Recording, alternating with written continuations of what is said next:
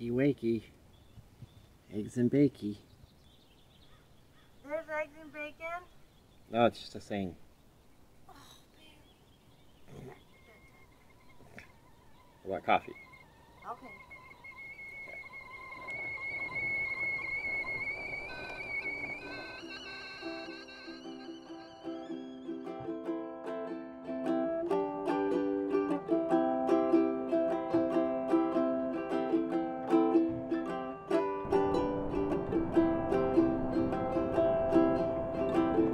Well, welcome back to our channel.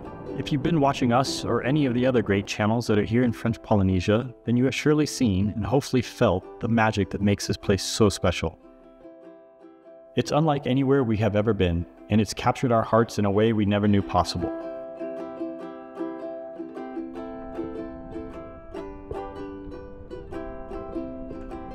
From the freedom to the wonder, the excitement, the adventure, the silence, the noise,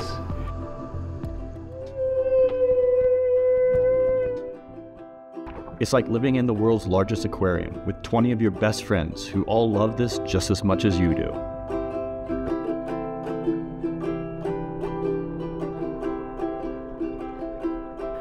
It's not free of challenges or bruises, but man, it's worth every headache. And we thank you for taking this adventure with us. Enjoy this week's video.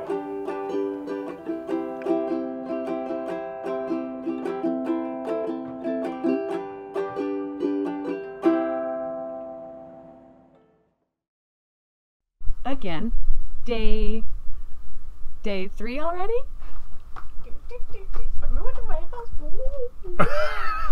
I get so excited. Oh my god, I can see them right now. Actually, they're off the reef. I just want someone to get in their dinghy. Let's go already. Are you waiting on Dallas? Yeah, we're gonna go out with Brian and Kaza today. Brian hasn't got to swim with the whales yet, so it's gonna be so fantastic. Just any minute now. Just waiting and ready, waiting and ready, waiting and ready. Light. I got what I need. Just water the camera and you're fine. Well, no, I have fins and masks. Okay. But for the most part, I'm packed. Good luck. Have fun. I'll hold the fort down. You're gonna miss out. Thanks. Rub it in.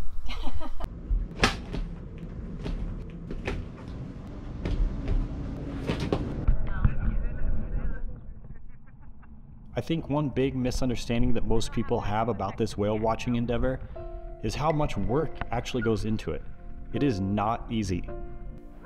I'm not even talking about the filming and the gear necessary. I'm just talking about the act of motoring out of the safe inner bays and anchorages, locating a whale, then getting into the open ocean that's often 1,000 feet deep or more, and then actually reaching the whale before it blasts off into oblivion. Right over there. Right this way. Right there, Rachel. Straight ahead of the dinghy. Straight ahead of the dinghy. Moving to the right.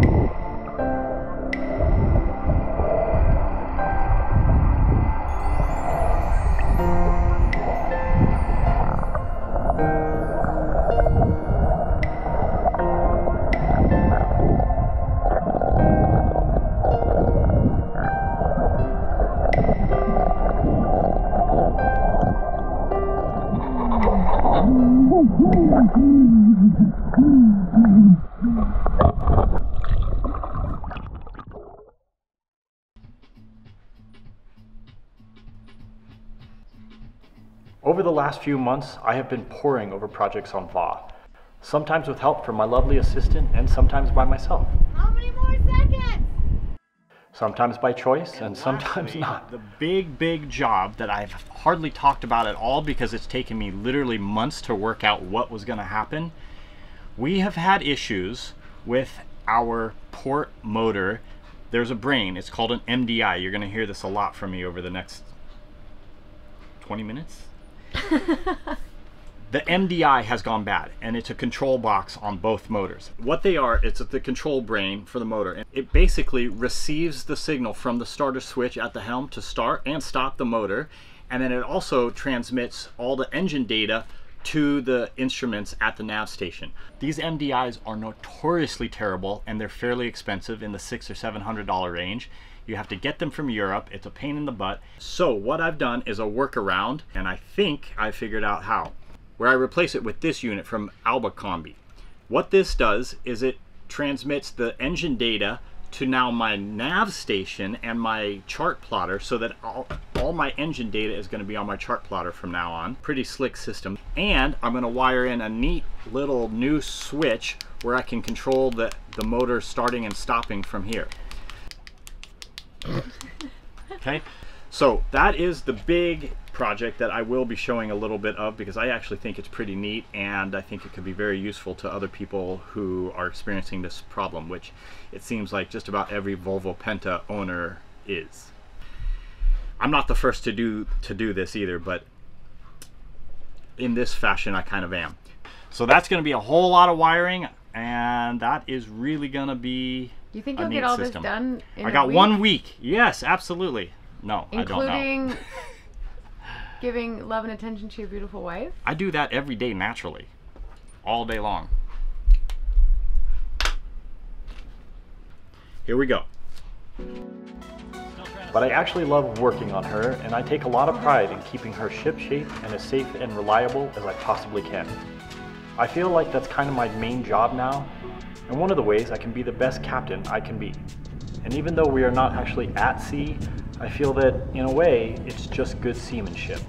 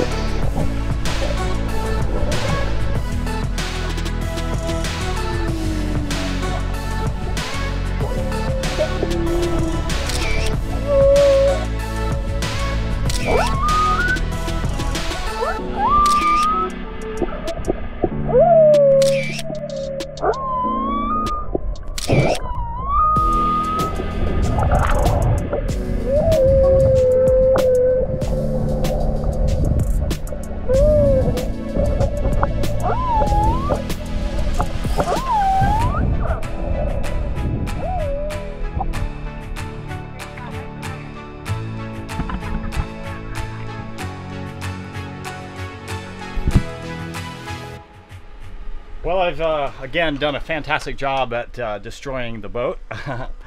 It is tough running these wires because you have to go from the tight engine compartments through the even tighter little passageways under the floor. This one goes behind the fridge, so I took out the fridge to get access to all of these cables that run up to the nav station, because that's where the controls for the motors are. And while I had the fridge out, I also replaced the broken thermostat it had with a digital one. I've done that on all the fridges, the other two fridges. So it's a complex job with a lot of moving parts, but I mean, there's wires everywhere right now. It's a mess, but I'm getting there. I'm moving, and I have got the control boxes mounted up underneath in the engine compartment. There we go. Those control the inputs from the starter switch, and they will receive the signals from oil pressure, water temperature, the alternator, that kind of thing, and then send a signal to my chart plotter, so I'll have gauges on there, and much better system for sure. Onward and upward. So with most of the wires run from the switch panel at the helm to the two engines and the controller boxes mounted, all I needed to do was wire in a few relays to handle the loads and then organize and clean up the new wiring. The switch to the starter and the switch to the fuel stop solenoid were pretty straightforward and simple enough. It did, however, require a little head scratching to get the power to the alternator wired properly, but even for a novice mechanic like myself, it was pretty easy enough to figure out. At the end of the day, I had run a total of 14 new wires, 6 total for the 6-gang start-stop switch that you see mounted here, and another 8 for the analog to digital converter device, which will eventually allow my Garmin chart plotter to read the data from the 3 main engine sensors: the engine temperature, the oil pressure, and the tachometer information. Yay! Can I come back in? Come on in, hon. Thanks. All right, we'll see you guys later. See you in a bit. Bye, ladies. Get out of my way. So let's see if this thing works. I haven't tried this yet, so there's power. Boom.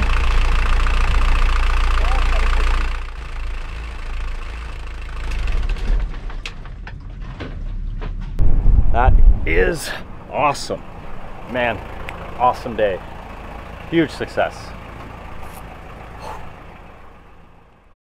It is so pretty. It's a beautiful night. It is so pretty. Look at those.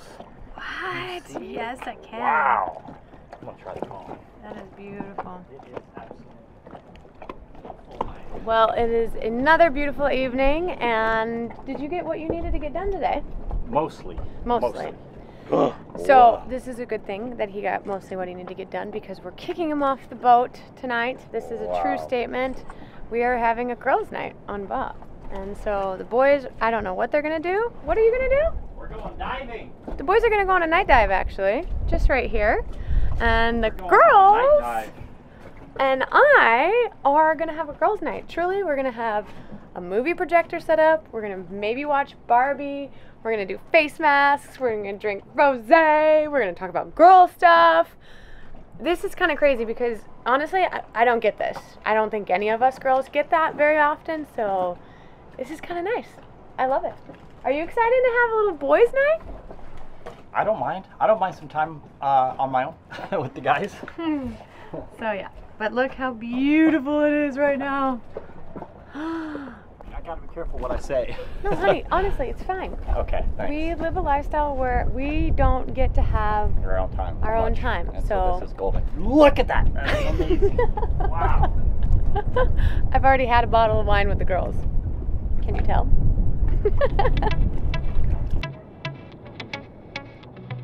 Girls' night! Woo! Ready?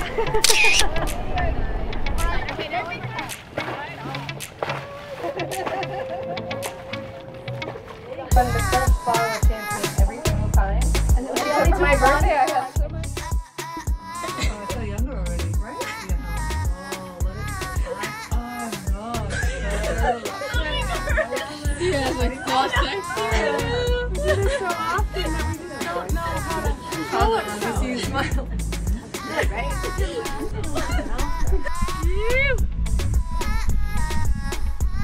Man, it's a perfect night too.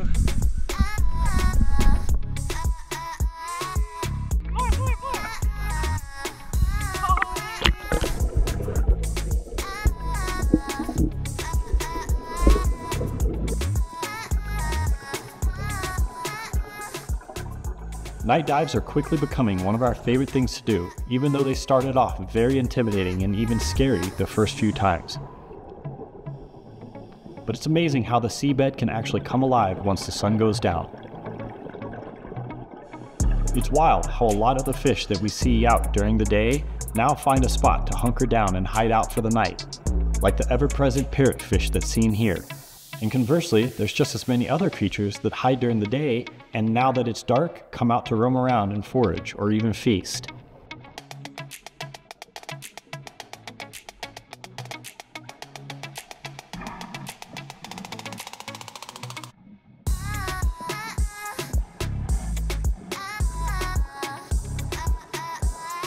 And then there's a few, of course, that we see day and night, like this curious turtle.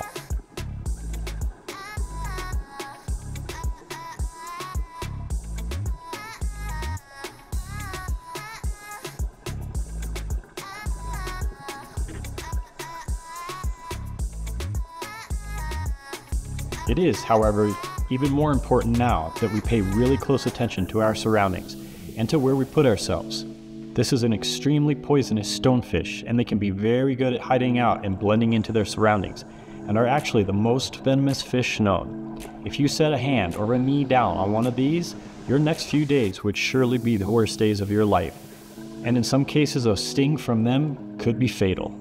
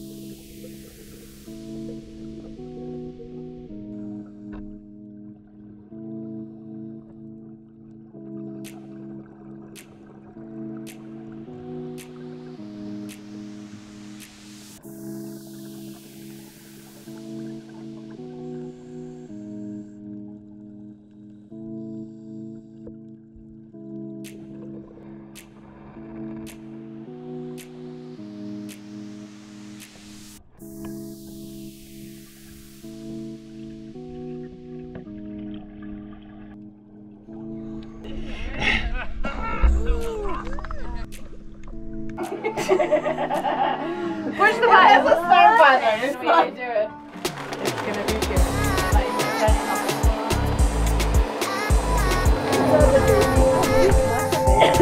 it's not the right zone.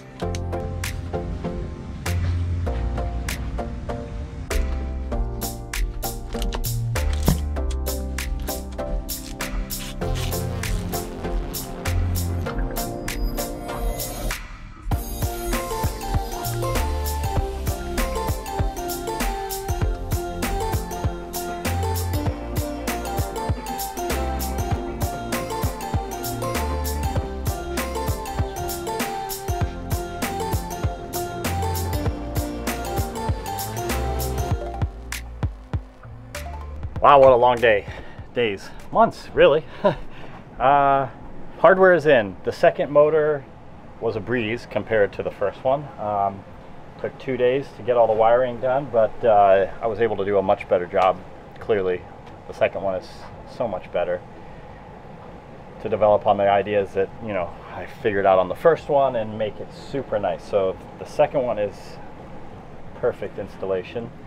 All I have to do now, the second part of this, third, fourth, fifth part of this, is that there's an interface that the computer communicates with the device. We use an Ethernet cable, use their program, and calibrate all of the, God, I want to call them waypoints, but they're plot points on a chart. And you can calibrate each sensor. So that's the last part of it. That definitely took some head scratching to figure out, but generally not too tough. And if you guys are going to do this, I got you. I will put all the information in the description. I'm going to write an article about this, and so it's going to be way easier for anybody down the road to do this whole thing. So yeah, here we go, computer time.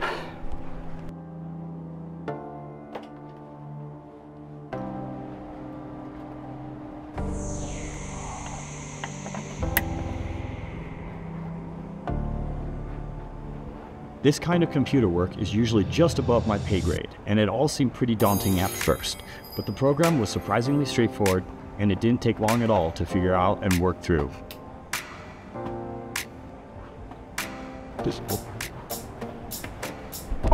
Alright, well, I think it's all set. It does look like something's not quite right with the oil pressure. So right now it's showing 80 psi. So obviously that's not right, but I'll mess with that tomorrow.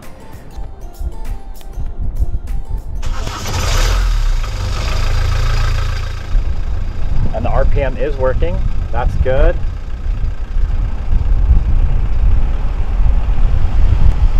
Oh yeah.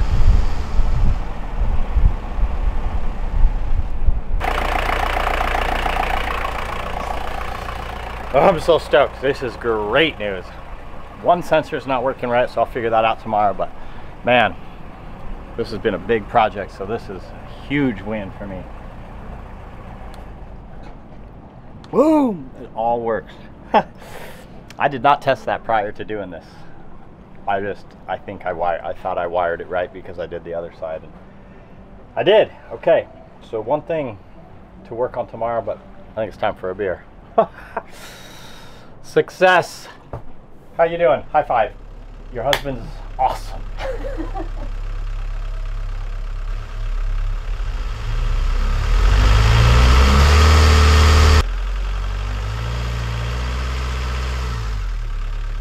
All right, well, I got everything finished and figured out, and figured out that sensor issue. That was no big deal. And man, this side looks good. It makes me want to clean up the other side quite a bit. And I think the only thing really left to do is to eliminate those gauges. They are obsolete now that I have figured out my own system. So I'll strip these guys, fiberglass over this, gel coat it, make it really pretty, and then I have to mount, very similar to where these are, I'll mount the new hour meters. They're like a little battery gauge and hour meter, because we got to track the hours of the motor, of course. But man, this system is so slick. So now on my chart plotter, this is where all the engine data is. So pretty stoked on that. I like my little switch here too to control everything and to get rid of those suspect MDIs and not deal with those anymore. It's pretty awesome. The more people I talk to, they go through about one a year. That's crazy. I'm not doing that. So I like this system better. Nobody's ever done it, so now somebody has.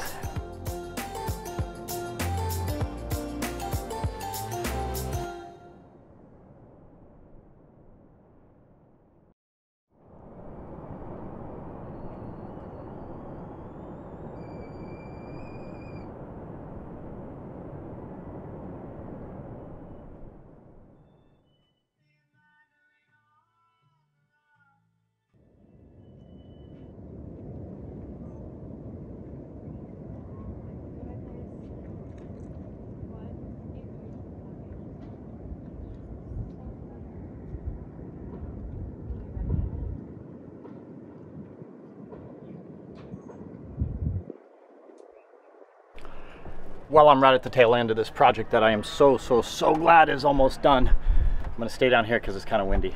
But to have all our instruments up on at the nav station and on the chart plotter, so nice. And the total cost, really, somebody asked me this the other day, was definitely less than the cost of a new MDI, one MDI. So they're about $700. I probably spent $400 to $500 on everything for this whole new system. So certainly cheaper, and I'm very stoked I did this. It was a big project, but I'm to the very last part of it, which is to cover up these holes. I've obviously removed the steering wheel for ease of getting to all of this area. And I've kind of sanded it down and gotten the majority of the silicone and all the other crap off of there, so I can go back with the fiberglass and the gel coat. And I think what I'll do is I'll kind of sandwich this over with something nice and flat and very smooth. I'll start by putting mold release on it, and then kind of sandwich it here, brace it against here, and then work from the inside, which I have access to, and start with gel coat, couple layers of gel coat, and then fiberglass behind that, so that it basically looks just like this and is made the same way. And then once it dries, I'll take off the mold, the flat piece, and then sand it, finish all gel coat work, and then I'll have to re-drill for the 2 hour meters that I've added, but that will be that, and I can basically write this project off and move on to something else.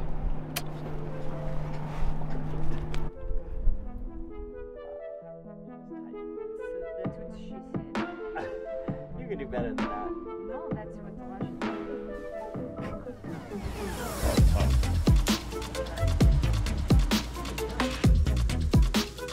said. Right on. We're to the last part of this, and that is to do the fiberglass work. Lay this down on the inside, and for that I'm going to enlist the help of my lovely assistant Svetlana. Hello. Don't confuse me for Russian spy, but I am more like Russian assistant. And how are you doing today? Super. You ready to get dirty? Yes. Perfect. Because what I'm going to do is I'm going to mix up my own epoxy. See, we have 4-minute epoxy from Total Boat. We love their stuff. Yeah, it's very quick. Nice. I'm a 4-minute guy. So I have to lay it on the inside there while Svetlana is mixing up her own batch and putting it on the actual fiberglass, and then I'll plaster it on the inside there, so that it takes 2 people to do this. So luckily I found you. When you plaster, 2 people's 2 required. people required, yes. Okay, you got it. All right, let's get going on this.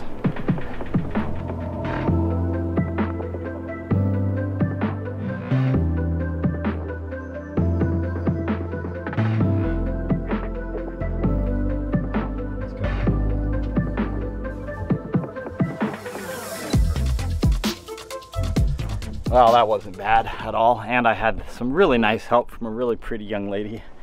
So now the next step is to remove this form and see what it looks like. So I'm pretty excited to take a peek. It's dried enough, and obviously it's not going to be a finished product, but it should get me close enough. And one more layer of colored gel coat to match this, and then nice sanding. It should be all good to go.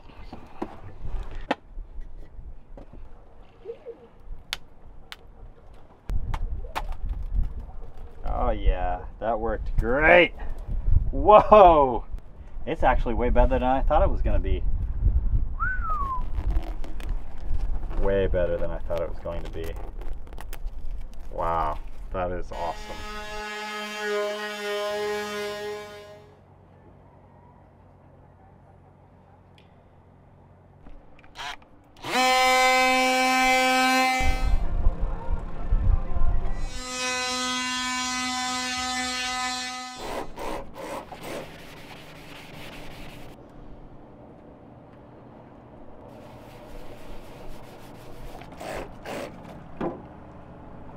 Well, thanks for joining us on this Project Heavy episode. Hope we didn't lose too many of you along the way. We also wanted to let everyone know that our great friends on Animal Cracker have decided to list their 2000 Hunter 460. No, they aren't quitting, just switching boats actually. So if you're interested in a well-loved, well-maintained monohull, have a look in the description for the listing information. Cheers, everybody. And a new clean bottom.